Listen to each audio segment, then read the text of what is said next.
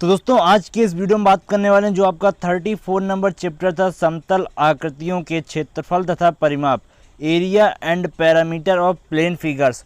दोस्तों दो पार्ट मैंने करा दिए हुए हैं, आपको उनको अच्छे से समझ में आ गया होगा जब आपने पूरे वीडियो देखे होंगे, क्योंकि उनमें मैंने देखिए आपको जो बेसिक इस चैप्टर का है वो पूरा बताया हुआ था। पहले जो पार्ट था उसमें मैंने आपको यहाँ पर इन त्रिभुज और चतुर्भुज के बारे में बताया हुआ था। जो आपका दूसरा पार्ट था उसमें मैंने आपको बताया हुआ था जो आपका बहुभुज पॉलीगन होता है, और उसके बाद आपको सर्कल के बारे में बताया था। और जो यहाँ पर आपकी ये महत्वपूर्ण तथ्य में जो आपके फार्मूले दिए हुए हैं कैसे निकाले गए थे इसके बारे में बताया हुआ था। और दोस्तों आज की इस वीडियो में आपको बिल्कुल क्वेश्चन कराने वाला हूँ। तो इस पेज में जितने भी दोस्तों यहाँ पर क्वेश्चन दिए गए हैं सारे क्वेश्चन इस पेज के सॉल्व करूँगा। तो आपको क्या करना है, वीडियो पूरा लास्ट तक देखते रहना है। वीडियो यदि आपको अच्छा लगे तो आपको लाइक भी कर देना है। चैनल पर यदि आप लोग नए हो तो चैनल को सब्सक्राइब करके बेल आइकन को दबा दीजिएगा। तो चलिए दोस्तों आज का वीडियो स्टार्ट करते हैं। और देखिए अभी जो वीडियो बन रहा है काफ़ी कठिनाइयों पर बन रहा है, क्योंकि अभी छत पर बैठा हूँ और आपको थोड़ा अनवांटेड नॉइज़ भी आ रही होगी, तो उसके लिए सॉरी, थोड़ा मैनेज कर लीजिएगा। और हम लोग स्टार्ट करते हैं इस वीडियो को। तो दोस्तों मेरा नाम अनिल कुशवाहा और आप देख रहे हैं अनिल स्टडी सेंटर। तो यहाँ पर देखिए जो पहला क्वेश्चन है, किसी चतुर्भुज के बाह्य कोणों के अर्धक से बनी जो आकृति होगी कैसी होती है। तो देखिए आयत बोल लीजिए या चक्रीय चतुर्भुज बोल लीजिए या वर्ग बोल लीजिए, बात तो एक ही होती है। जो सब किसके अंदर आता है, चतुर्भुज के अंदर। तो इसका जो राइट आंसर हो जाएगा क्या हो जाएगा, चतुर्भुज। क्योंकि जो आपका वर्ग होता है, जो आपका आयत होता है, जो आपका चक्रीय चतुर्भुज आता है किसके अंदर आता है, आपका चतुर्भुज के अंदर आता है। उसके बाद दोस्तों देखिए यहाँ पर अर्धक की बात हो रही है, उनका वहाँ पर आपको अर्धक करना होता है। तो उससे जब जो आकृति बनेगी वह क्या होती है, आपकी चतुर्भुज बनता है। तो ये हो गया दोस्तों पहला नंबर क्वेश्चन। अब देखिए दूसरा नंबर क्वेश्चन यहाँ पर क्या दिया हुआ है। दूसरा नंबर क्वेश्चन है 5 सेंटीमीटर अर्ध व्यास वाले वृत्त का क्षेत्रफल उसकी परिधि का कितने प्रतिशत होगा। तो देखिए यहाँ पर आपको r की वैल्यू दी हुई है और यहाँ पर आपसे बोला जा रहा है अर्ध व्यास जो होता है वह आपकी त्रिज्या होती है। आपको यहाँ पर याद रखना है जो आपका अर्ध व्यास होता है वह आपकी त्रिज्या ही होती है। तो बोला जा रहा है यहाँ पर 5 सेंटीमीटर अर्ध व्यास वाले वृत्त का जो क्षेत्रफल है उसकी परिधि का कितने प्रतिशत होगा। तो यहाँ पर आपको वृत्त के क्षेत्रफल का प्रतिशत निकालना है, वो भी परिधि के सापेक्ष। तो देखिए कैसे करना है, मैंने यहाँ पर इसको सॉल्व करके रखा हुआ है। तो देखिए ये हो गया दूसरा नंबर क्वेश्चन। तो यहाँ पर देखिए r की वैल्यू दोस्तों 5 सेंटीमीटर दी हुई है। उसके बाद वृत्त का क्षेत्रफल का आपको फार्मूला पता है, मैंने बताया हुआ है वीडियो में जो पिछला वाला था उसमें मैंने बताया पाई r स्क्वायर। तो देखिए पाई r की वैल्यू यहाँ पर कितनी थी, 5 थी। तो 5 के स्क्वायर कितना हो जाएगा, 25। तो 25 पाई सेंटीमीटर स्क्वायर यहाँ पर ये आ गया आपका वृत्त का क्षेत्रफल। अभी हम लोग पाई का मान नहीं रखेंगे क्योंकि आगे जाके ये कट जाएगा। अब देखिए आगे क्या किया दोस्तों, यहाँ पर हम लोगों ने किया कि जो वृत्त की परिधि का फार्मूला होता है वो लगाया। तो वृत्त की परिधि का फार्मूला आपको पता है क्या होता है, 2 पाई r। तो आप वैल्यू रखेंगे तो आएगा 10 पाई सेंटीमीटर। तो यहाँ से दोस्तों a की वैल्यू आपको पता चल गई और पैरामीटर p की वैल्यू आपको पता चल गई। अब देखिए क्वेश्चन में बोला गया था कि जो आपको वृत्त के क्षेत्रफल को निकालना था परिधि के सापेक्ष। देखिए क्वेश्चन आपको फिर से दिखाता हूँ यहाँ पर। तो यहाँ पर आप क्वेश्चन देखेंगे, देखिए तो ये दोस्तों क्वेश्चन है, बोला गया था कि वृत्त का क्षेत्रफल उसकी परिधि का कितने प्रतिशत होगा, मतलब कि परिधि के सापेक्ष निकालना है। तो देखिए हम लोगों ने यहाँ पर क्या किया, जो परिधि की जिसके सापेक्ष निकालना होता है उसको हम लोग क्या कर देते हैं, यहाँ पर उसको हम नीचे रख देते हैं। तो वृत्त का क्षेत्रफल उसकी परिधि के सापेक्ष, तो उसकी प्रतिशतता निकालेंगे। तो जिसका निकालना है उसको कहाँ रखते हैं, ऊपर। तो 25 पाई जिसके सापेक्ष निकाला जाता है उसको नीचे रख देते हैं और 100 से मल्टीप्लाई कर देते हैं, क्योंकि यहाँ पर हमको परसेंटेज निकालना है। तो निकालेंगे दोस्तों यहाँ से आएगा 250%। तो इसका मतलब ये हुआ कि जो वृत्त का क्षेत्रफल है परिधि का कितने परसेंट होगा, 250% अधिक होगा। तो ये दोस्तों इस क्वेश्चन में बोला गया था। तो ये हो गया दोस्तों दूसरा नंबर क्वेश्चन। अब देखिए जो नेक्स्ट क्वेश्चन है तीसरा नंबर क्वेश्चन, यहाँ पर क्या दिया हुआ है, क्वेश्चन में बोला गया है 10 सेंटीमीटर भुजा वाले समषष्टभुज का यहाँ पर आपको क्षेत्रफल ज्ञात करना है। तो समषष्टभुज की आपको यहाँ पर भुजा दी हुई है, तो उसके बाद यहाँ से आपको समषष्टभुज का क्षेत्रफल ज्ञात करना है। तो मैंने आपको समषष्टभुज के क्षेत्रफल का दोस्तों फार्मूला बताया हुआ है, क्लियरली बताया हुआ है, उसी को आपको लगाना है। तो ए मान लेते हैं जो भुजा है, तो ए बराबर यहाँ पर आपका 10 सेंटीमीटर दिया हुआ है, 10 सेंटीमीटर दिया हुआ है। तो षष्ठभुज का जो आपका क्षेत्रफल होता है क्या होता है, 6 × √3 a स्क्वायर। तो मैंने इसको याद करने के लिए बताया हुआ था कि जो आपका समबाहु त्रिभुज होता है उसका क्षेत्रफल क्या होता है, √3/4 a स्क्वायर। अब यहाँ पर षष्ठभुज आ गया तो 6 से मल्टीप्लाई कर देते हैं। ये कब होता है, क्यों होता है, मैंने बताया हुआ था पिछले वीडियो में। देखिए इस तरह का आपका जो समषष्टभुज बनता है तो उसमें क्या होता है कि आपके जो समबाहु त्रिभुज होते हैं कितने बन जाते हैं, 6 बन जाते हैं।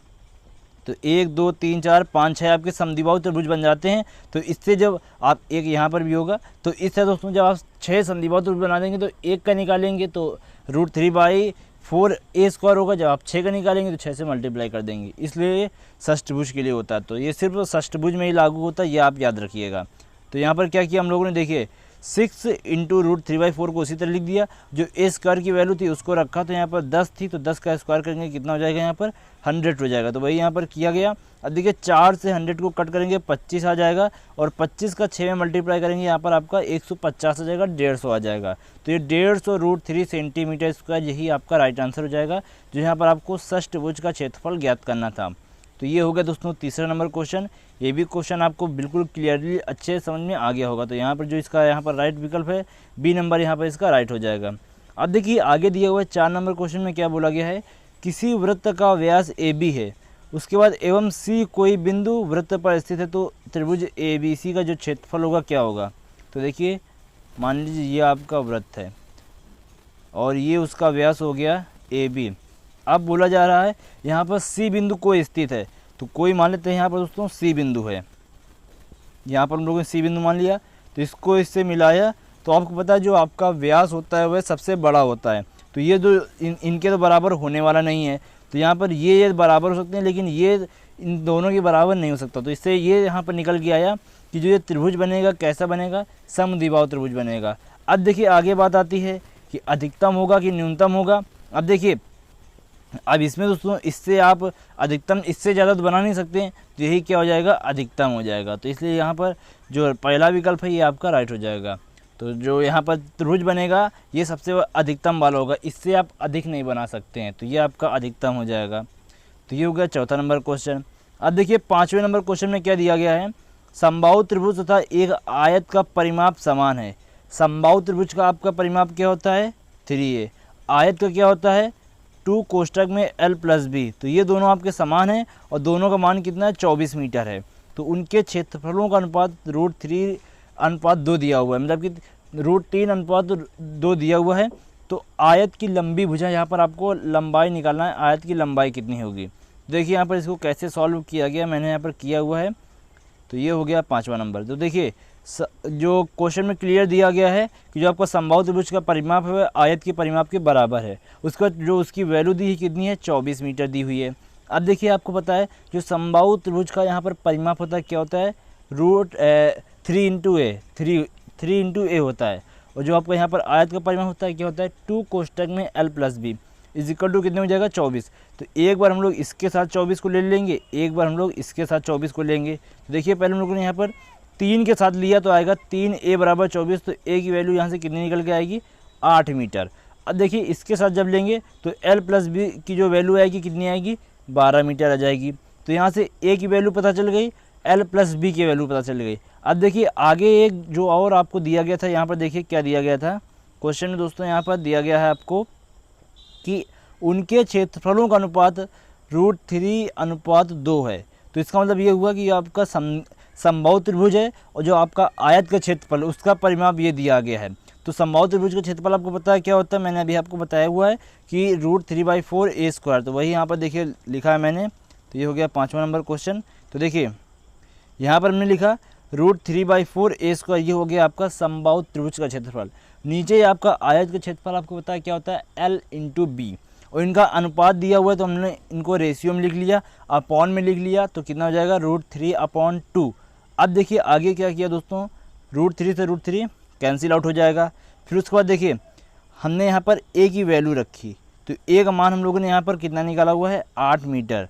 तो वही हम लोगों ने क्या किया, 8 × 8 कर दिया, और उसके बाद नीचे जो यहाँ पर लिखा हुआ है उसको उसी तरह नोट कर दिया। l/b के अपॉन में 1 माना। अब देखिए ये है आपकी चौथी संख्या ऊपर जाएगी, ये दूसरी संख्या यहाँ पर आएगी। जब इसको सॉल्व करेंगे यहाँ से आपको जो lb का मान निकल के आएगा वह आएगा 32 मीटर स्क्वायर। इसका मतलब ये हुआ कि जो आपका आयत का क्षेत्रफल होगा कितना होगा, 32 मीटर स्क्वायर।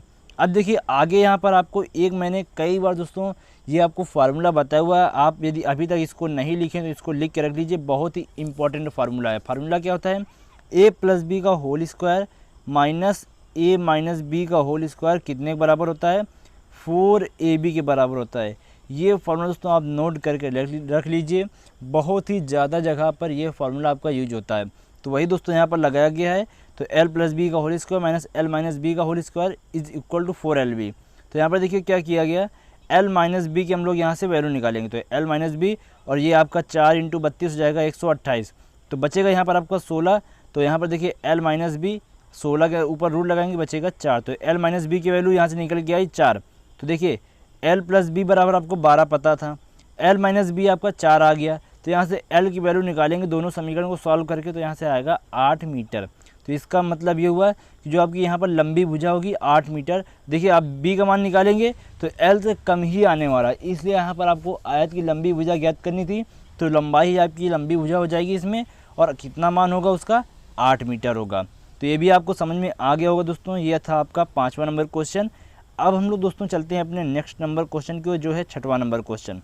देखिए क्वेश्चन क्या दिया हुआ है, क्वेश्चन में बोला गया है यदि किसी वर्ग ABCD के विकर्ण AC की लंबाई आपको 5.2 सेंटीमीटर है तो उसका क्षेत्रफल क्या होगा। तो आपको मैंने दोस्तों फार्मूला बताया हुआ था, जब आपका वर्ग का क्षेत्रफल पूछे और विकर्ण का मान दिया हो तो देखिए क्या होता है, फार्मूला मैंने यहाँ पर आपको सॉल्व करके बताया हुआ। देखिए ये आपका मान लेते हैं कोई वर्ग है, वर्ग है आपका ABCD, तो ये आपका कोई वर्ग है, इसका जो विकर्ण है मान लेते हैं AC है। तो यहाँ पर वर्ग का जो क्षेत्रफल होता है क्या होता है विकर्ण के रूप में 1/2 इंटू विकर्ण का स्क्वायर होता है। क्या होता है दोस्तों, विकर्ण का स्क्वायर, आप चाहे AC लें चाहे BD लें। तो यहाँ पर हम लोगों ने AC लिया हुआ है क्योंकि इसी को हम लोगों ने यहाँ पर माना हुआ है।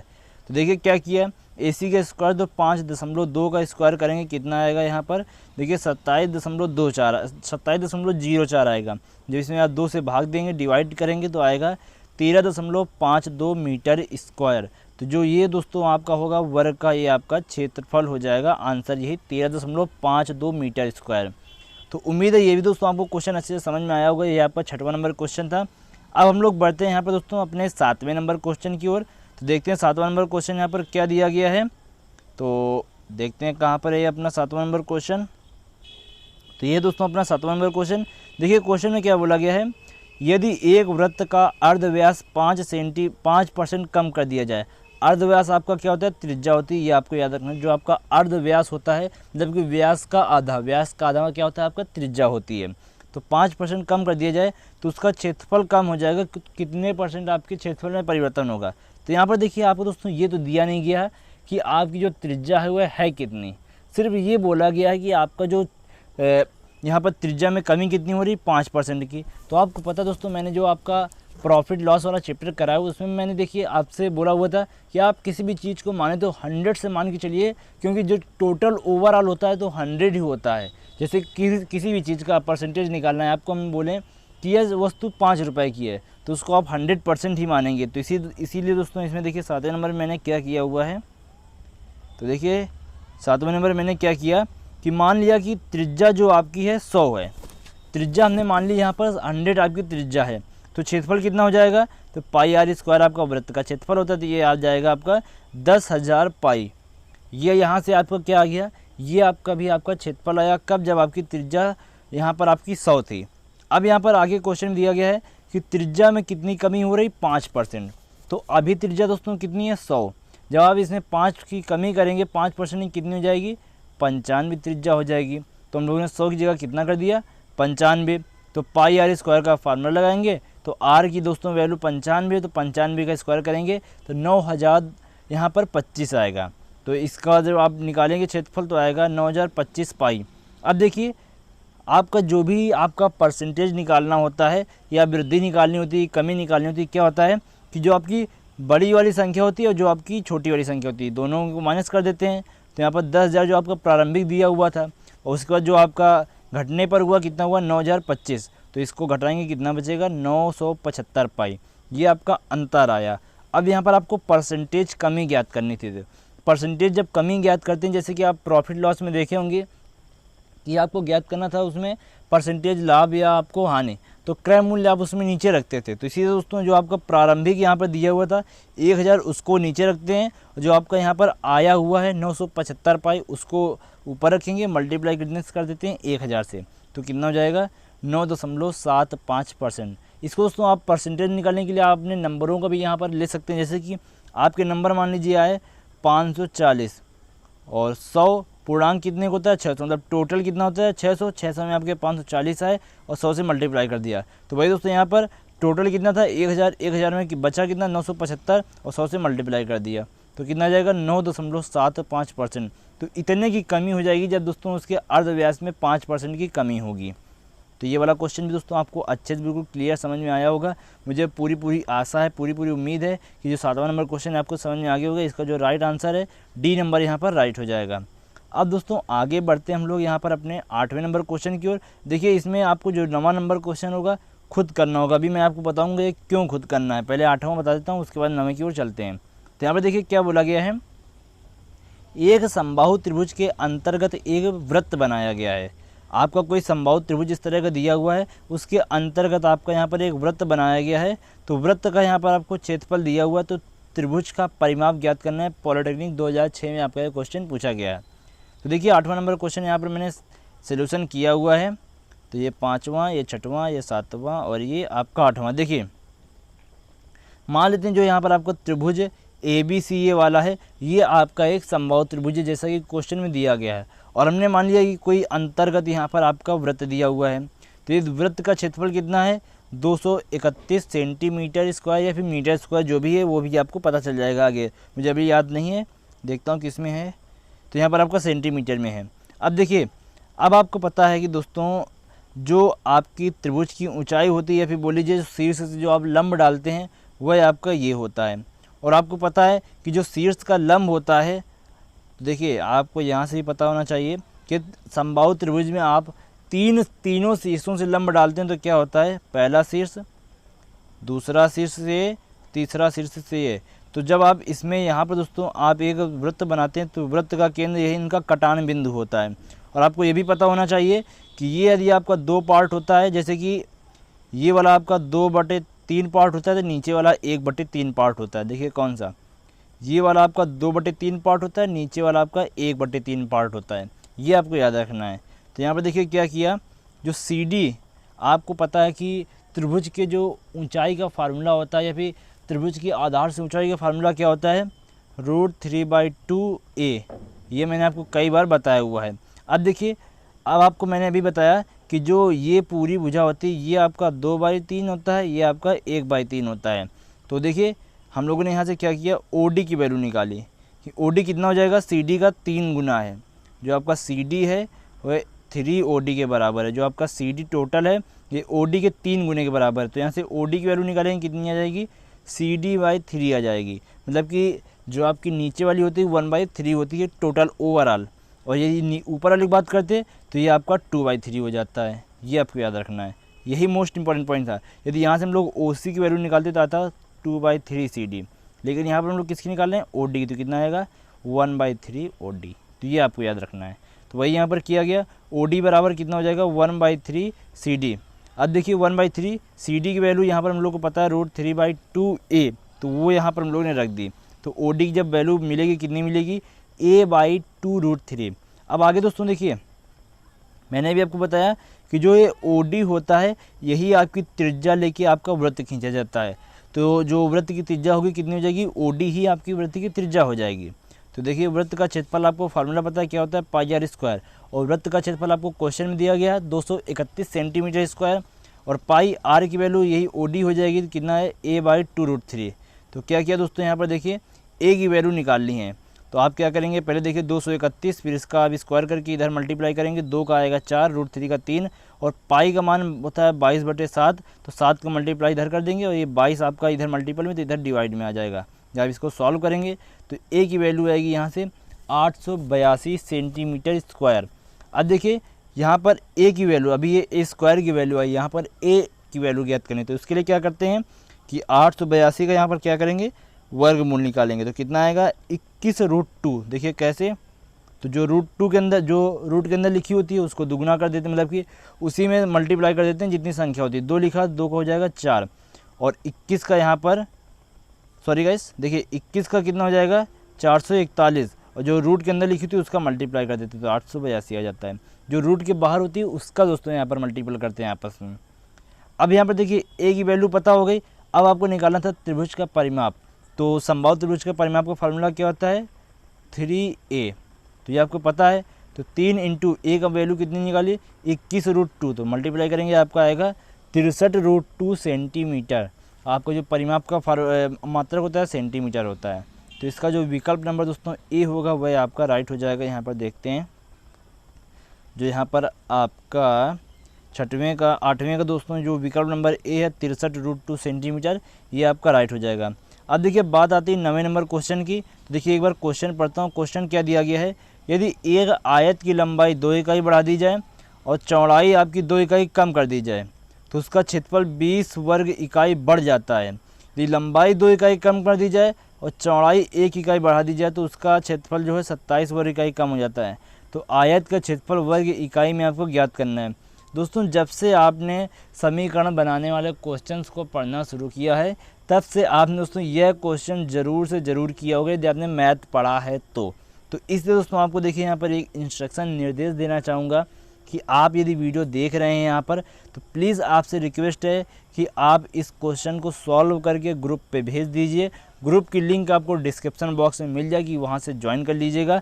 यदि आपको ग्रुप नहीं ज्वाइन कर पा रहे तो आप इस नंबर पर भी दोस्तों मैसेज कर दीजिएगा, वहाँ से मैं आपको ज्वाइन कर दूँगा 63 88 70 26 51। तो आप इसको ज़रूर एक बार सॉल्व करके भेजिए। आप लोग जब तक खुद प्रैक्टिस नहीं करेंगे तब तक मैं कुछ नहीं कर पाऊँगा दोस्तों। तो इसको आपको सॉल्व करके भेजना है। अब देखिए 9 के बाद हम लोग 10वें पर चलते हैं।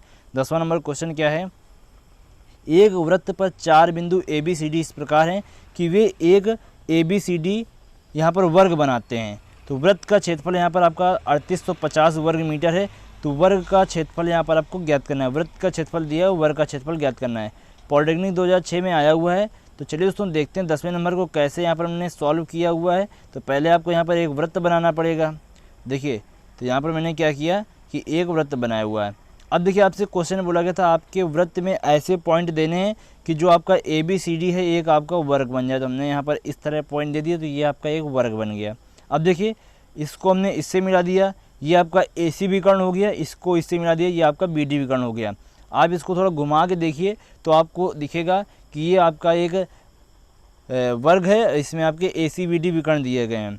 तो अब देखिए क्या है आगे यहाँ पर कि वृत्त का क्षेत्रफल आपको 3850 दिया हो तो यहाँ से पाई r स्क्वायर होता है वृत्त का क्षेत्रफल। तो यहाँ से r की वैल्यू निकालेंगे, आएगी दोस्तों 35 मीटर। जो r की वैल्यू आई 35 मीटर, मतलब कि ये आपका केंद्र है और ये आपकी यहाँ तक ये त्रिज्या है, इसकी वैल्यू आ गई 35 मीटर। अब आपको पता है दोस्तों यदि आपका वर्ग के अंदर, वृत्त के अंदर आपका वर्ग बना हुआ है और ये आपके काटते तो समान भागों में काटेंगे। क्यों काटेंगे, क्योंकि देखिए इतनी जब आपकी ये त्रिज्या है तो ये भी आपकी त्रिज्या ही होगी, और ये यदि आपकी 35 है तो ये भी आपकी 35 होगी। टोटल कितनी हो जाएगी 70 दोस्तों हो जाएगी। तो यहाँ से देखिए क्या किया कि हमको यहाँ पर क्या पता चल गया, BD की वैल्यू पता चल गई 70 मीटर। अब आपको पता है वर्ग का जो क्षेत्रफल होता है विकर्ण के पदों में क्या होता है, 1/2 इंटू विकर्ण का स्क्वायर। तो विकर्ण आपको यहाँ पर 70 दिया हुआ है तो 70 इंटू 70 करेंगे, यहाँ पर आपका 49 तो आएगा। 49 में 2 से भाग देंगे 2450 मीटर स्क्वायर आ जाएगा। तो उम्मीद है दोस्तों ये भी आपको अच्छे से समझ में आ गया होगा कैसे इसको करना था। कुछ नहीं करना दोस्तों, बस आपको इतना याद रखना था कि ये आपको पहले एक चित्र बना लेना। यदि आप चित्र बना ले गए तो आपको करने में बिल्कुल भी दोस्तों यहाँ पर प्रॉब्लम नहीं होने वाली है। तुरंत ये आपकी त्रिज्या हो जाएगी, इसकी वैल्यू निकालेंगे, ये वाला आपको हो जाएगा। उसके बाद आपको फार्मूला याद होना चाहिए कि वर्ग का क्षेत्रफल विकर्ण के पदों में क्या होता है। तो ये हो गया दोस्तों 10वां नंबर क्वेश्चन। अब हम लोग 11वें नंबर क्वेश्चन की ओर चलते हैं। 11 नंबर क्वेश्चन यहाँ पर देखिए क्या दिया हुआ है। तो यहाँ पर देखिए जो 11 नंबर क्वेश्चन दोस्तों यहाँ पर दिया गया है, 11 नंबर क्वेश्चन में बोला जा रहा है एक समचतुर्भुज का एक विकर्ण 80 सेंटीमीटर है। एक विकर्ण दोस्तों 80 सेंटीमीटर, उसके बाद इसके 2 बाहरी शीर्षों में से किसी भी शीर्ष से इस विकर्ण की लंबवत दूरी 32 सेंटीमीटर है। तो समचतुर्भुज का क्षेत्रफल आपको यहाँ पर ज्ञात करना है। तो यहाँ पर दोस्तों अभी ये आपको नहीं क्लियर हुआ कि 2 बाहरी शीर्षों में से किसी भी शीर्ष से इस विकर्ण की जो लंबवत दूरी 32 सेंटीमीटर है। तो एक विकर्ण तो आपको दिया है, दूसरा विकर्ण निकालेंगे, और आपको पता है समचतुर्भुज का क्षेत्रफल विकर्ण के पदों में क्या होता है, 1/2 विकर्णों के गुणनफल। तो देखिए कैसे करेंगे। तो 11 नंबर का हम लोग यहाँ पर सोल्यूशन नीचे देखेंगे। तो यहाँ पर ये दोस्तों 11 नंबर का सोल्यूशन है। देखिए क्या किया कि पहले आपका एक समचतुर्भुज बना लिया। ये आपका वर्ग नहीं है, ये आपका समचतुर्भुज है। समचतुर्भुज और वर्ग में अंतर क्या है कि समचतुर्भुज में ये आपका 90 नहीं होता, वर्ग में आपका 90 होता है, ये आपको याद रखना है। तो देखिए समचतुर्भुज बनाया और मान लीजिए ये आपका AC विकर्ण है, इसकी वैल्यू आपकी 80 सेंटीमीटर दी हुई है। अब बोला गया है कि इस विकर्ण की किसी भी दोस्तों आपके शीर्ष से उसकी लंबवत दूरी कितनी है, आमने सामने के शीर्ष से। एक आमने सामने का शीर्ष ये है, एक आमने सामने का शीर्ष ये है विकर्ण के, AC विकर्ण के एक सामने का शीर्ष ये है, एक ये है। तो यहाँ से बोला गया है इन दोनों शीर्षों में से किसी से भी उसकी जो लंबवत दूरी है, ये लंबवत यहाँ से दूरी होती है, कितनी दी हुई है, 32 सेंटीमीटर दी हुई है। तो यहाँ से OD की वैल्यू कितनी है, 32 सेंटीमीटर। अब आपको ये भी पता है कि जो आपका समचतुर्भुज होता है दोस्तों, उसके जो विकर्ण होते हैं आपस में समद्विभाजित, लंब समद्विभाजित करते हैं, मतलब कि बराबर तो होते हैं, मतलब कि ये इसके बराबर और ये वाला इसके बराबर। तो ये जितनी वैल्यू होगी उसकी इतनी वैल्यू ये हो जाएगी। तो एक आपको 80 सेंटीमीटर दिया हुआ है, इसका ये 32 है, तो टोटल कितना हो जाएगा, 64 हो जाएगा। तो AC का मान यहाँ पर 80 है और यहाँ पर BD की वैल्यू कितनी आ गई, 64 आ गई। तो यहाँ पर देखिए फॉर्मूला लगाएंगे, AC की वैल्यू पता है, BD की वैल्यू पता है, समचतुर्भुज का क्षेत्रफल होता है 1/2 BD इंटू AC, मतलब कि दोनों विकर्णों का गुणनफल। तो यहाँ पर निकालेंगे 1/2 64 इंटू 80, तो आ जाएगा 2560 सेंटीमीटर स्क्वायर, 2560 सेंटीमीटर स्क्वायर। तो ये क्वेश्चन आपको समझ में आ गया होगा। यदि आपको समझ में आया तो जल्दी से आप दोस्तों कमेंट में यस लिख दीजिए। अब हम लोग बढ़ते हैं अपने यहाँ पर 13वें नंबर क्वेश्चन की ओर। देखिए क्वेश्चन पहले 12 देखेंगे, 12वें में क्या दिया गया है। तो यहाँ पर देखिए 12 नंबर जो क्वेश्चन यहाँ पर है, इसमें बोला गया है एक वर्ग, एक आयत, एक समकोणीय समद्विबाहु त्रिभुज का परिमाप समान है। परिमाप समान होने का मतलब दोस्तों ये है कि जो देखिए ये आपका वर्ग है, ये वर्ग है, ये आपका आयत होता है इस तरह का, और ये आपका एक समद्विबाहु समकोणीय समद्विबाहु त्रिभुज होता है जिसका एक कोण 90 होता है। इनके परिमाप समान है। परिमाप समान होने का मतलब ये है कि दोस्तों ये आपका पहले देखिए मान लीजिए ये इसके बराबर हो गया, ये वर्ग के बराबर हो गया। तो लेकिन यहाँ पर नेक्स्ट पॉइंट ये भी दिया गया है कि जो आपका समकोणीय समद्विबाहु है ये भी इसका भी परिमाप बराबर है, मतलब ये भी इसमें सेट होना चाहिए। तो ये तभी सेट होगा जब ये आपका विकर्ण का रूप होगा, वर्ग का रूप होगा। देखिए कैसे, ये आपका कोई वर्ग है, अब देखिए ये वर्ग है तो आपका प्रत्येक वर्ग आपका आयत माना जा सकता है, लेकिन प्रत्येक आयत आपका वर्ग नहीं होगा। प्रत्येक आयत आपका वर्ग क्यों नहीं होगा, देखिए मान लीजिए ये आपका आयत है तो ये आयत आपका वर्ग नहीं हो सकता, लेकिन आपका ये वाला वर्ग आपका आयत कहलाया जा सकता है। तो ये आपका वर्ग आयत दोनों हो गए। अब आगे समद्विबाहु समकोण, तो आपको पता है ये 90 होता है और इसको ये 2 पार्ट में डिवाइड कर देता है, तो यहाँ से ये समकोण समद्विबाहु भी हो गया। तो इसलिए इसका जो राइट विकल्प होगा वह वर्ग हो जाएगा। आयत इसलिए नहीं होगा क्योंकि यहाँ पर वर्ग और आयत का जो यहाँ पर परिमाप है बराबर है, इसलिए दोस्तों। तो उम्मीद है ये आपको समझ में आ गया होगा। 12वां नंबर 2006 में आया हुआ था क्वेश्चन। अब हम लोग यहाँ पर 13वें नंबर क्वेश्चन को चलते हैं। देखिए इसका आंसर जो अकॉर्डिंग टू में दोस्तों यहाँ पर बुक में गलत दिया हुआ है। बुक में यहाँ पर देखिए इसका D आ रहा है और इसका C आंसर राइट होगा। देखिए पूरा आपको सोल्यूशन भी बताऊंगा कैसे और क्यों। तो देखिए क्वेश्चन पहले पढ़ते हैं। क्वेश्चन में बोला गया है 20 सेंटीमीटर के एक वृत्त A के अंदर 2 संकेंद्रीय वृत्त B तथा C इस प्रकार बनाए गए हैं कि वृत्त A 3 बराबर क्षेत्रफलों के स्थानों में विभक्त हो जाता है। देखिए ये आपका कोई बड़ा वाला वृत्त है, फिर यहाँ पर एक और बनाया गया, एक और बनाया गया, तो ये वाला पार्ट, ये वाला पार्ट, ये वाला पार्ट, आपके तीनों पार्ट बराबर हैं। उसके बाद तो A अनुपात B अनुपात C के अर्धव्यासों का अनुपात ज्ञात करना है। तो देखिए यहाँ पर क्या किया, तो 13 नंबर का यहाँ पर सोल्यूशन देखेंगे हम लोग। तो देखिए 13 नंबर में सबसे पहले आपको, सॉरी गाइस,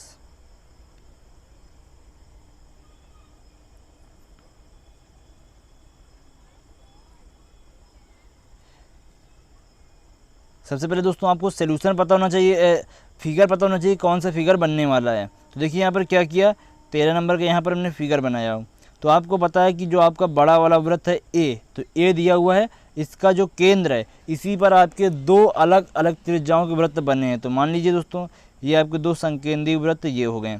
इनकी त्रिज्या हमने मान ली, जो बड़ा वाला है इसको R1 दे दिया, इससे जो छोटा है उसको R2, जो सबसे छोटा है उसको हमने R3 दे दिया।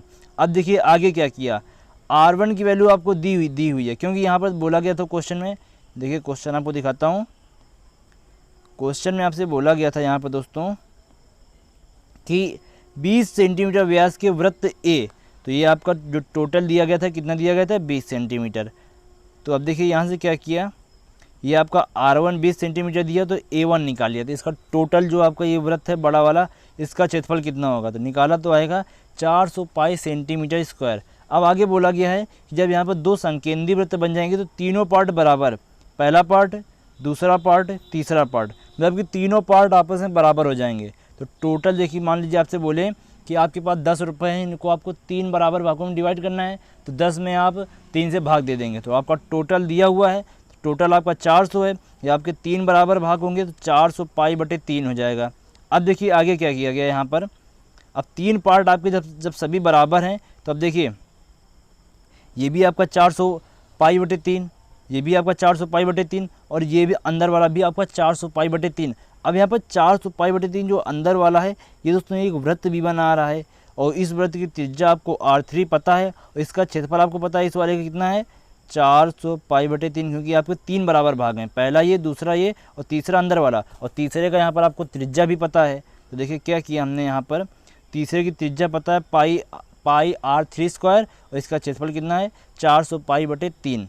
तो यहाँ पर इसका R3 का मान निकालेंगे, कितना आएगा 20/√3 सेंटीमीटर। अब देखिए बात आती है यहाँ पर बच्चा, अब यहाँ पर R2 की वैल्यू कैसे निकालेंगे, तो आपको पता है कि सभी जो आपकी ये फर्स्ट, ये सेकंड, ये थर्ड, प्रत्येक की वैल्यू कितनी है 400 पाई बटे 3। तो देखिए यहाँ से आप देखेंगे, ये वाला आप एक वृत्त लीजिए और ये वाला, तो एक यहाँ पर आप खोखले, यदि आप यहाँ पर खोखले वृत्त का यहाँ पर आप क्षेत्रफल निकालेंगे तो क्या होगा R2 माइनस R3। और दोस्तों जब आप क्षेत्रफल निकाल लेते हैं तो किसका क्षेत्रफल आता है, जो ये वाला आपका बीच वाला प्लेस होता है। तो इसी बीच वाले प्लेस का हमको पता है कितना, ये फर्स्ट, ये सेकंड, ये थर्ड, और इस सेकंड वाले को पता है कितना है 400 पाई बटे 3, क्योंकि 3 बराबर भागों में बांटा जा रहा है। तो वही यहाँ पर किया, देखिए पाई R2 square minus pi R3 square, pi common ले लेंगे तो यहाँ पर आपका ये बन जाएगा।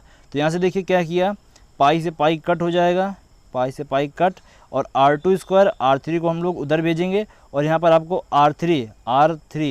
R3 स्क्वायर की वैल्यू कितनी है 400 बटे 3, तो 400 बटे 3 दोनों को जोड़ेंगे आएगा आपका 800 बटे 3। और देखिए यहाँ से R2 की वैल्यू निकालेंगे, क्योंकि यहाँ पे स्क्वायर इधर रूट लगाएंगे, आएगा 20√2/√3। तो ये दोस्तों देखिए R1 की वैल्यू आपको 20 पता थी, R2 की वैल्यू ये आ गई, R3 की वैल्यू दोस्तों ये है, और R2 की वैल्यू ये है। अब देखिए आपसे क्वेश्चन में बोला गया था A अनुपात B अनुपात C के त्रिज्याओं का अनुपात ज्ञात करना है ना। तो A त्रिज्या आपकी 20 है, B आपकी कितनी है, B आपकी ये 20√2/√3 है। उसके बाद फिर अनुपात C के कितना है 20/√3। अब देखिए जब भी आप दोस्तों इस तरह क्वेश्चन देखें, और यदि आपके ऊपर वाले संख्याएं समान हैं तो 20-20 है, तो सबसे 20 हटा दीजिए, इसको ये मान लीजिए कट गया तो सबसे 20 हट जाएगा। जब सबसे 20 हटेगा कितना बचेगा 1 रेशियो बचेगा। उसके बाद इधर कितना बचेगा आपका √2/√3 बचेगा, और इधर कितना बचेगा आपका यहाँ पर दोस्तों 1/√3 बचेगा। अब देखिए क्या करते हैं कि नीचे वाले का एलसीएम ले लीजिए, उसको नीचे से हटा देते हैं। तो इसका एलसीएम लेंगे तो इधर सेम है, तो इधर नहीं सेम है, इधर 1 मानते हैं, तो इधर हो जाएगा √3। तो क्या बचेगा √3, √2, और यहाँ पर 1, और नीचे वाली संख्या हटा देते हैं। या फिर इसको ये कह सकते हैं कि हम दोनों में क्या करते, तीनों में क्या करते हैं √3 से यहाँ पर मल्टीप्लाई करते हैं। तो यहाँ √3 और यहाँ ये √3 से मल्टीप्लाई करेंगे तो कट जाएगा, इधर √3 से मल्टीप्लाई करेंगे ये कट जाएगा। तो आपका ओवरऑल क्या आएगा √3, √2 और 1। तो ये आपका रेशियो किस में आया, A ratio B ratio C में।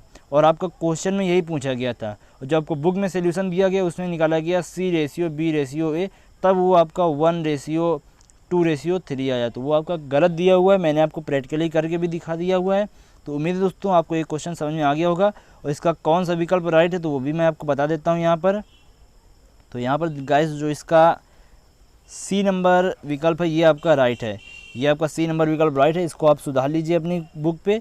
तो बस दोस्तों इस वीडियो में फिलहाल अभी के लिए इतना ही। 13 क्वेश्चन मैंने आपको बताया थे कि इस पेज के सारे क्वेश्चन समाप्त करने वाला हूँ। तो चलिए दोस्तों फिलहाल इस वीडियो में मेरे के लिए इतना ही। वीडियो देखने के लिए बहुत बहुत धन्यवाद। वीडियो यदि पसंद आए तो लाइक कर दीजिएगा, चैनल को सब्सक्राइब कर लीजिएगा। धन्यवाद दोस्तों, जय हिंद, वंदे मातरम।